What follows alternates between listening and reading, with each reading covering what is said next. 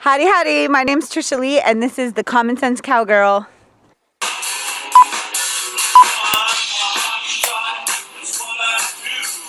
This story has been a bit of a roller coaster for me. Right off the beginning, I was kind of a little annoyed with these Standing Rock pipeline protesters because I myself am an environmentalist.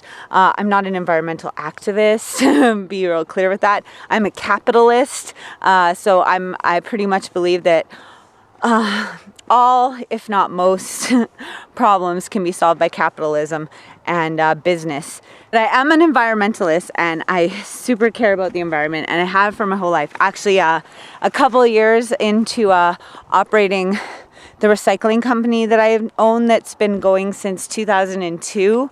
A few years into operating that, my mom reminded me that when I was a little girl, some of my friends and I created this Earth Club, and we actually went door to door in our neighborhood knocking on doors and like telling people about recycling papers and cans and stuff. And it was kind of funny because I totally had forgot doing that as a child, and now I own this recycling company.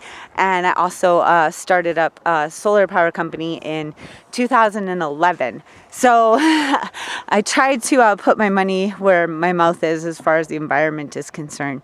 So when I saw this story, I was thoroughly disgusted. Called environmentalists leaving behind heaps of trash after protesting for a long time that Dakota Access Pipeline at Standing Rock in the Northern Plains. A massive cleanup effort now underway so the trash doesn't pollute the same river that the protesters say they were trying to save. Then I found this other video and thought, well, there's more to this than meets the eye.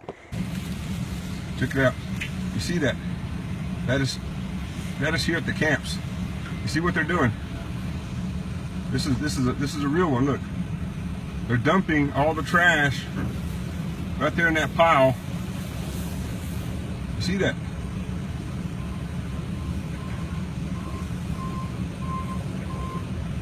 They're not loading that. They're not loading that truck up. They're trying to dump it and trying to make it look like a bigger mess.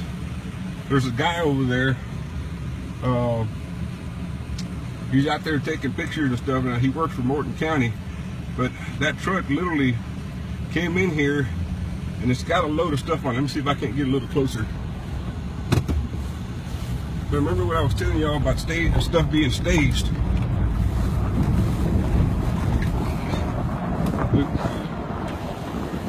Look there. He's unloading it. He's trying to get all that stuff out of there. Now these people are supposed to work for the city, but they're bringing the trash and they're dumping it right here in a pile. See that? You see that guy over there? He's been walking around trying to get the people here to sit down on lawn chairs so he can take a picture of them sitting down on lawn chairs while everybody else is working. See him walking away. Now, so he's trying to stage. Look at this. They're trying to stage to make it look a lot dirtier and trashier than it is. I mean, it doesn't make any sense to me why they would bring the trash and just start piling it here. And then after listening to this gentleman, I realized, okay, now I see what's going on here. Here's another video that gives a fuller picture of what has actually occurred here. All the garbage that was left behind is now frozen into massive chunks of junk. In a month, all this trash could become toxic. Standing Rock Environmental Protection Agency and Dakota Sanitation are working together to try and avert what could be an environmental tragedy. It's estimated it will take 250 trucks filled with litter like this to clear the camp. So there's a lot of work to be done. Each load that's dumped is inspected by the Morton County Sheriff's Department. We are looking for, as I said, anything illegal, anything that might be used to, I guess, harm our officers during a protest. Authorities are also searching through the piles for evidence they hope they don't find.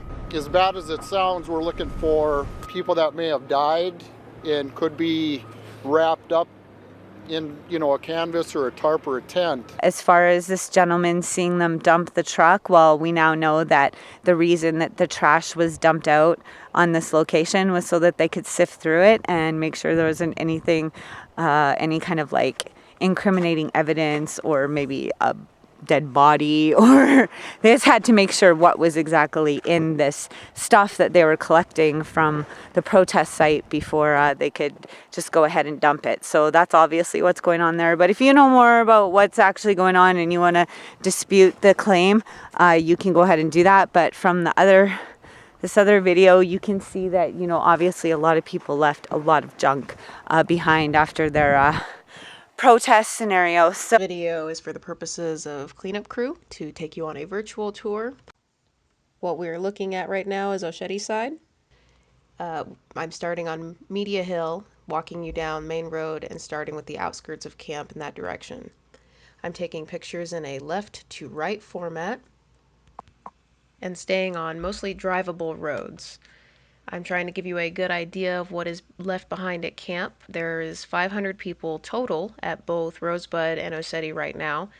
To give you a frame of reference, there was anywhere between 10,000 to 15,000 during Thanksgiving.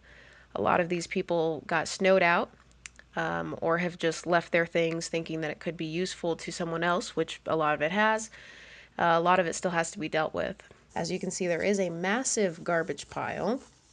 It looks pretty scary, but that is the garbage that we have produced here since November 1st. People at both camps seem to be in coherence with the same intentions of cleaning up camps. So organizing people to help us get this going will not be a problem. And as always, Standing Rock is symbolic in the issues going on around the world. We've circled around to yet another great issue in the world, and that's living in a disposable society. We look around and we are blessed that we can see our garbage that we've created, whereas the rest of the world doesn't see it. It gets taken off somewhere and it's gone. And I'm looking around and I am hopeful and optimistic that it's going to encourage people to take steps into a less disposable world, using and reusing materials in a smart way, down to what we do with our human waste. So I have no doubt that Standing Rock will again blow the world away with the message of hope, strength, and solidarity. So basically, it looks like there may be an effort for these protesters to clean up their mess.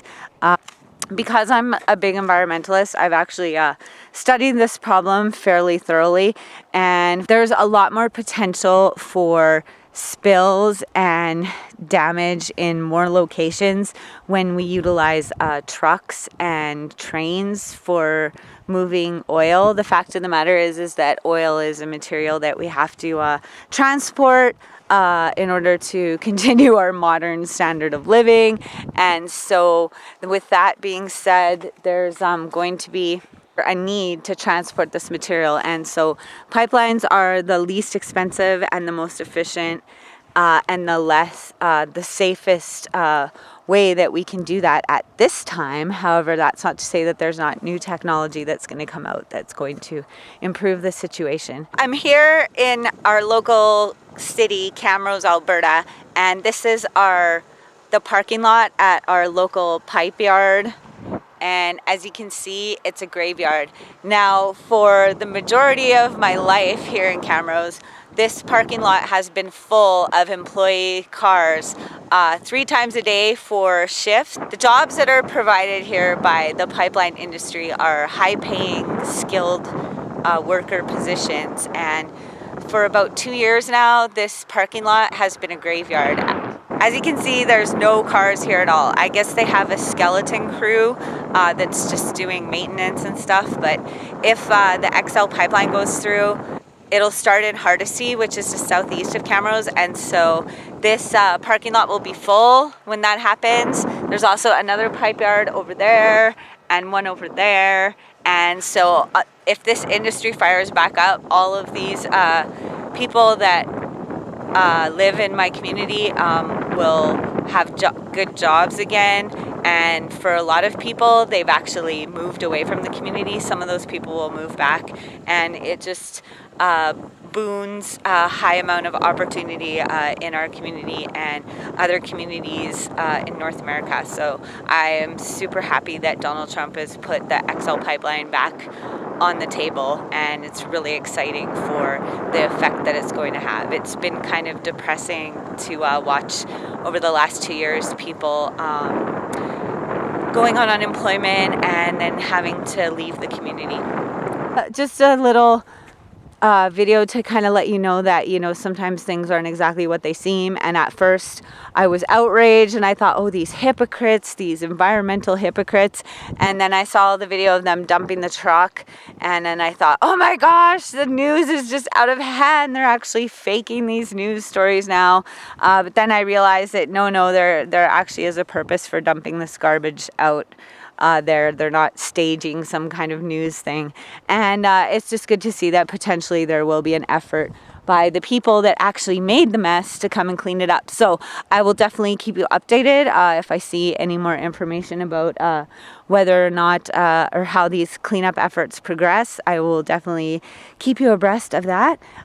So for now, I'll leave it at that. Before I go, I want everybody out there to know that I'm a firm believer that in this life, absolutely anybody can be, do, and have anything they want, or we can have everything we want, and I choose everything, and I hope you will too, because you can. So just ask me how. Have an amazing day, and if I don't see you in the future, I'll see you out here in the pasture. Bye, y'all. Thanks for watching.